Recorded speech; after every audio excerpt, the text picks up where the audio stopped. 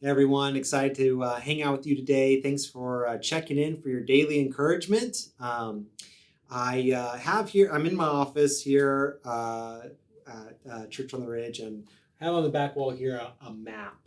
And this is a map of cenote or a cave in Mexico called Taj Mahal. They have funny, silly names down there in Mexico for stuff. It's Taj Mahal. And it's an important cave to me because it's the very first cave. We do lots of training when we go when we're learning cave diving. It's interesting what I will and won't do. People say, "Oh, Stephen, do you want to go skydiving?" And I'm like, "No, I will not jump out of a perfectly good airplane." But I'll happily go hours and hours deep into the earth, into an underwater cave, looking at wet rocks and the other things that are in there. But when you're learning how to cave dive, one of the skills that they teach you is what to do if you lose the line. And what they keep telling is don't lose the line. There's a line, you follow it in, you can do different jumps and different things, but don't lose the line. But if you do lose the line, here's what you do. And so they put a blindfold on you underwater, and they tell you, okay, you have to find the line. And they spin you around so that you're all disoriented. You got this blindfold on, and when the briefing up, they say you have the rest of your life to find the line, right? And so it's just setting this whole thing up. And luckily, every time I've had to do it, I've found the line. But while that drill is going on, you're in your mind thinking, and you're going, oh my goodness, am I ever going to find this line? But luckily, you practice it on land, and you have figured out these skills that you can do that help you actually find the line.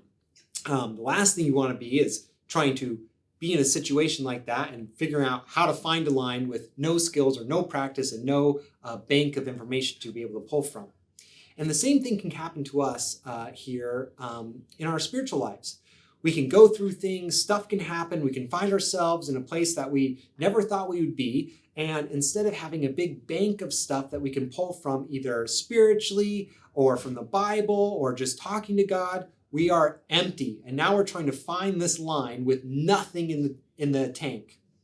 And that's not where we want to be. So my encouragement to you is stuff is going to happen in life. There are going to be times, even with our best efforts, we are going to lose the line.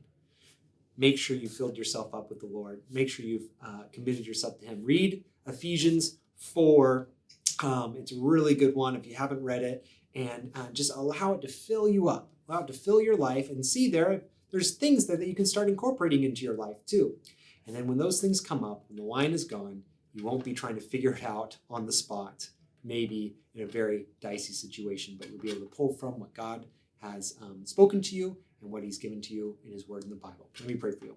God, thank you that you are with us and that you love us. God, I pray that each and every single one of us would be able to commit to growing and learning more about you and who you are and fill ourselves up in you, God, so that when things happen, stuff's going on, Lord, we're not pulling from empty, but we're pulling from a place of safety, of reserve, of knowledge, in who you are and how much you love us. I pray this all in your mighty name. Amen. Hope you guys have a great rest of your day, and I can't wait to see you this weekend or at one of the midweek connections or wherever I might see you next.